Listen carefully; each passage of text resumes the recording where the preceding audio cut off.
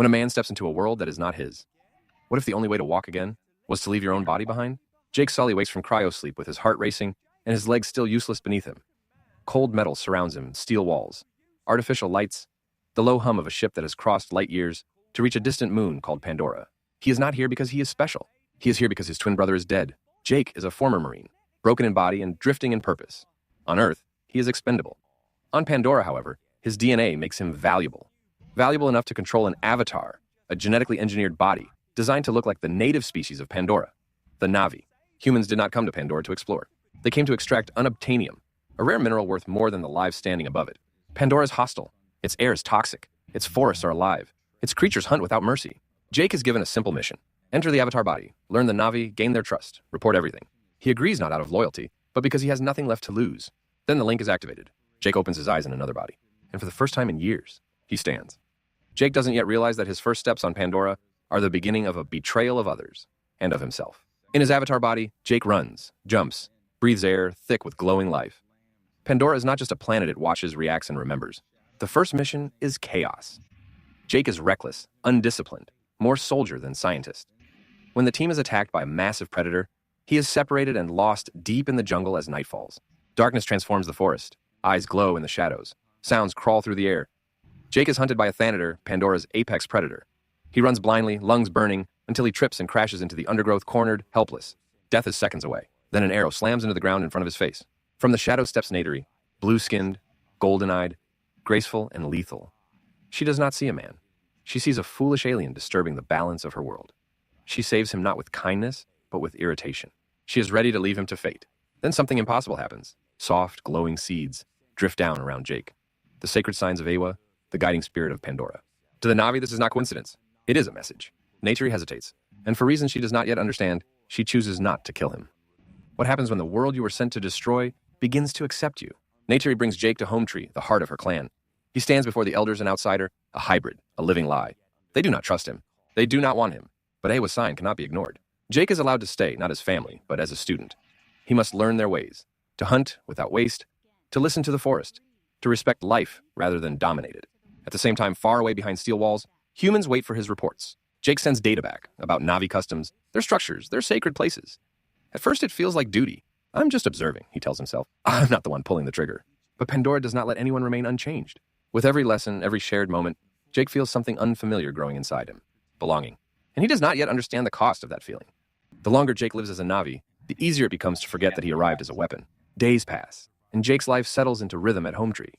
Nateri trains him relentlessly, correcting his stance, his breathing, his arrogance. Every mistake is answered with blunt honesty. Every success is earned. Jake falls, he rises, he falls again. But his avatar body adapts quickly. His movements grow fluid. His instincts sharpen. The Na'vi stop watching him as a burden, though. They are not yet ready to call him one of their own. Then night comes. Each time Jake wakes in his human body, the warmth of Pandora is replaced by cold metal and fluorescent lights. Officers wait for him. Screens glow. Questions are asked. Jake gives answers. Paths through the forest. Clan structures. Sacred locations. At first, it feels harmless, just information. But each report leaves a heavier weight in his chest. Because in Pandora's forest, Jake is no longer pretending. He is beginning to care, and caring is dangerous. No life survives forever, especially when the heart becomes involved. Nateri brings Jake deeper into Na'vi life. He learns their songs, their history, and their belief that all life is connected. Every hunt ends with gratitude. Every kill carries responsibility. His greatest trial comes with the Ikran. To bond with one is not conquest. It is mutual choice. High above the forest floor, Jake faces the creature in silence. Fear tightens his chest. Then the bond is made. The sky opens. Jake flies. Laughter bursts from his throat as wind tears past him. Pandora spreads beneath him like a living ocean. In that moment, Earth feels distant, small, unimportant. The bond between Jake and Nateri shifts. Lessons become shared glances. Shared glances become trust. Beneath the glow of sacred trees, they join not just in body, but in spirit. Yet far beyond the forest, machines begin to move, and Jake continues to send reports. Jake knows this cannot end well. He just doesn't know how much it will cost. The humans grow impatient. Diplomacy is labeled a failure. Their scans confirm the truth. Hometree stands directly above unobtainium. Jake tries to delay them. He argues. He pleads for time. But corporate interest and military certainty leave no room for doubt. At Hometree, Jake is finally accepted. He's given a name, a place among the clan, trust. The cruel irony settles in fully now. Everything the humans need to destroy this place came from him. Jake stands between worlds that demand absolute loyalty, and he waits too long to choose. The deepest betrayal is not delivered by an enemy, but by someone you welcomed inside. The truth comes out. Jake is exposed as a spy. His reports, his connections, his silence. The reaction is not rage. It is devastation. Neytiri looks at him as if something inside her has collapsed. No words can undo what has already been done. Jake tries to explain, to apologize. But there are wounds explanation cannot reach. He is cast out. Not as a human. Not as a Na'vi. As something that belongs nowhere. Above Pandora, engines roar to life. The sky begins to glow with hostile light. And Jake finally understands the full weight of his failure. The world that gave him life is about to be destroyed with his help. When a home falls, a warrior must be reborn. There's no prayer fast enough when the sky itself begins to fall. Dawn on Pandora usually arrives with color and song. This morning, it arrives with shadows. Gunships glide through the mist, silent and deliberate. Their forms blot out the light as they move into position above Home Tree. Below, the forest stirs uneasily, sensing what the machines do not. The Na'vi gather, confusion rippling through the clan. The elders feel a tremor beneath their feet, not from the ground, but from fate. From a distant outpost, Jake watches helplessly through human eyes. He shouts, he argues, he begs for delay. The order has already been given. Missiles ignite, and Pandora screams. What does technology mean when it is used to kill something that cannot fight back? Explosions tear into Home Tree's massive trunk. Fire crawls across bark older than memory. Branches snap, carrying screaming Na'vi with them as they crash into the forest below. Neytiri runs through smoke and falling debris, searching for her people, her parents, her father. The forest that once protected them offers no defense against steel and flame. Jake reaches his avatar body and runs toward the destruction, each step heavy with guilt.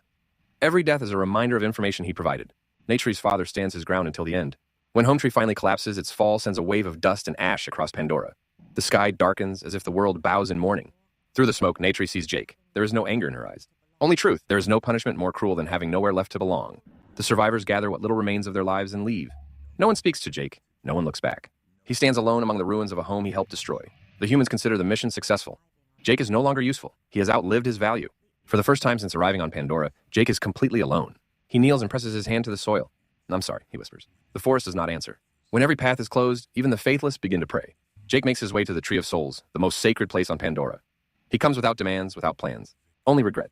He asks Ewa not for victory, not for forgiveness, but for a chance to protect what remains. The ground trembles in response. Not gently. A shadow moves across the sky. Torok. The great Leonopteryx feared, revered, and never tamed except by legends. Jake understands. If he wants to be heard, he must do the impossible. To be reborn, Jake must first be willing to die. Jake stands at the edge of a cliff as wind howls around him. Below lies open air and the certainty of death. Torok circles above, massive and untouchable. Jake runs. He leaps. For a moment, there is only falling. And in that moment, Jake no longer thinks of humans or Na'vi, of war or redemption. Only one truth remains. If he fails, this will be the end. Not every creature is conquered by strength. Some yield only to those willing to lose everything. Jake slams onto Torok's back mid-fall, fingers clawing into living scales as wind tears the breath from his lungs. The great beast roars, twisting violently, trying to throw him into the void below. Once, twice. Jake holds on, driven not by dominance, but desperation. Then something changes. Torok's rage slows. Its flight steadies. The struggle ends not in submission, but in acceptance. Jake lifts his head. Below him, Pandora stretches endlessly wounded yet alive. For the first time since Home Tree fell, hope takes shape in the sky. Legends are not born from stories. They are born when everyone sees the impossible happen. Torok descends over the Na'vi encampment like a shadow from the past. Warriors freeze. Elders look skyward, breath caught in their throats. This creature belongs to myth, and yet it is real. With Jake Sully on its back, silence spreads. Doubt gives way to belief.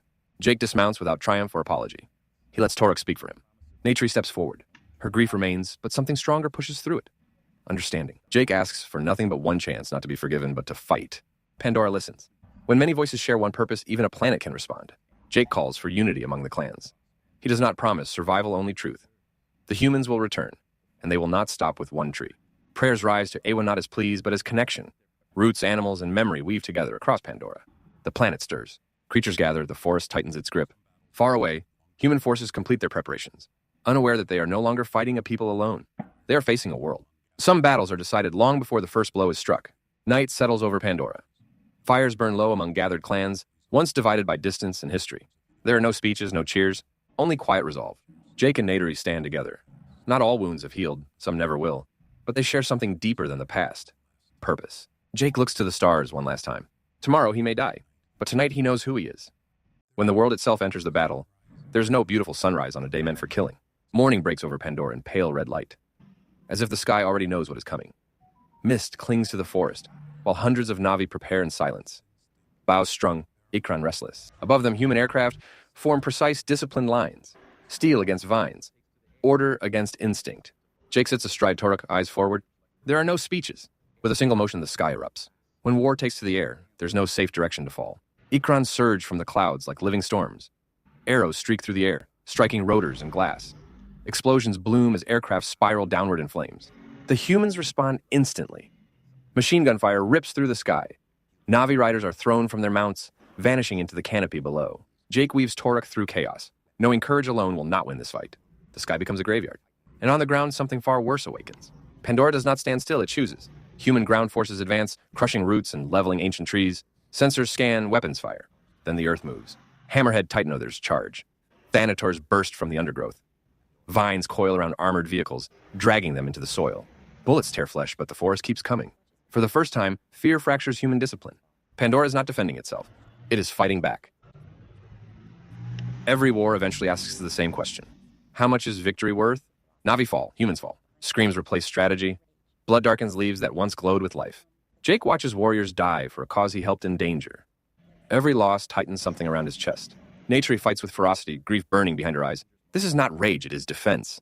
Far from the chaos, Colonel Quaritch watches from his command platform. To him, this is not tragedy. It is a calculation. The most dangerous moment in any battle is when you think you are winning. The tide begins to turn. Human aircraft fall. Ground units break apart. Pandora's forces surge forward. But Jake feels that something is wrong. The human retreat is too controlled, too intentional. Then he sees it. The main ship breaks formation, engines glowing as it changes course not toward the battlefield, but toward the Tree of Souls. This battle was never the objective. It was a distraction. When hope becomes the final target, some battles are not meant to be won only, to erase what gives the enemy strength.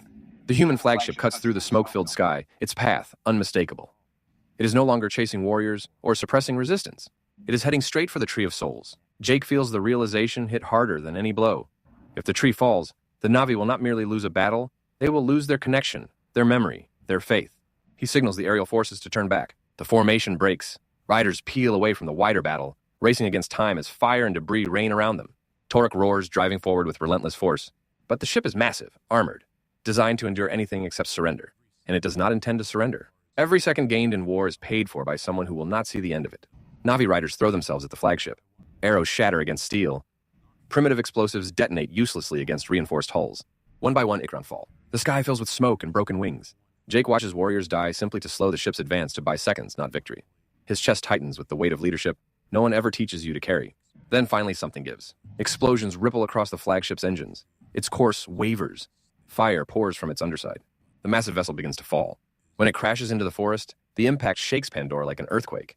The Tree of Souls still stands, but the battle is not over.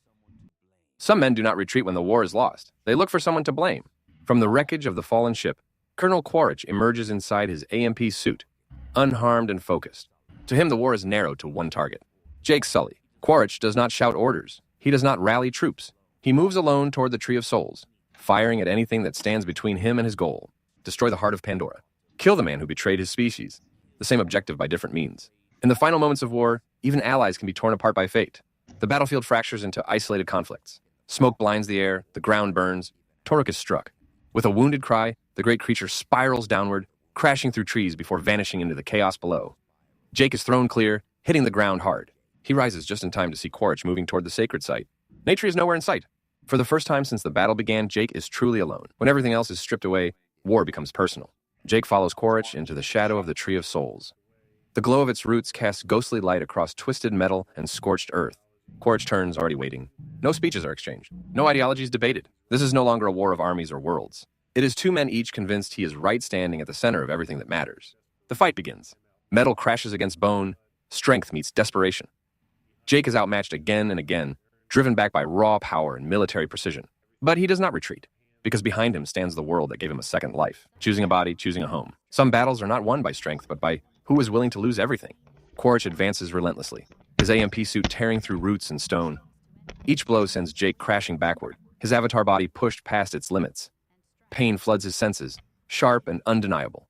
Jake stumbles, falls, rises again. The Tree of Souls glows behind him, silent and watchful. Quaritch grabs Jake and hurls him aside like debris. The suit's hydraulics hiss as Quaritch raises his weapon, preparing to finish it. Then an arrow strikes. Neytiri emerges from the shadows, her face carved from grief and fury. She fires again and again, driving Quaritch back. He turns his weapon on her. But it is too late. With a final cry, Neytiri releases her last arrow. Quaritch falls. The forest exhales. Not every victory feels like triumph. Silence spreads across Pandora. The sounds of battle fade into distant echoes, then disappear altogether. Smoke drifts upward. Ash settles on glowing leaves. The Na'vi gather near the Tree of Souls wounded, mourning alive. The surviving humans are escorted away. There is no celebration, no revenge. They are sent home, stripped of weapons and purpose. Pandora does not demand blood. It demands balance. Jake stands among the Na'vi, uncertain of his place. He helped bring this destruction. No victory can erase that truth. But the world offers him one final choice. What if living fully means letting your former self die? Jake's human body lies weak, its time nearly spent. Pandora's air fills his lungs like poison now, reminding him that this body was never meant to stay. The Na'vi prepare a ritual at the Tree of Souls. It is not guaranteed. Consciousness may not survive the passage. Jake looks at his human form, scarred, broken, familiar. It carried him through pain and survival, but it never truly belonged anywhere. Neytiri takes his hand. She does not beg. She does not speak. The choice is his alone, and Jake makes it. Some births come not with cries, but with silence turning into breath. The ritual begins. Roots glow brighter, wrapping gently around both bodies. Voices echo memories of Pandora, flowing like a current. Jake feels himself loosening, separating, drifting. There is no fear. Only release. The human body goes still. Then, the avatar's eyes open. Jake inhales deeply, the air of Pandora filling him completely. For the first time, there is no return path. No waking up in another body. This life is permanent.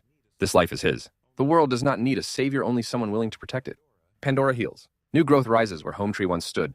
Songs are sung. Names are remembered. Life continues, not unchanged, but enduring. Jake stands beside Neytiri beneath the glowing canopy. He is not a king, not a conqueror. He is a guardian. The camera pulls back over the forest, the mountains, the living network of Pandora. Jake's eyes close, then open again, fully present, fully home.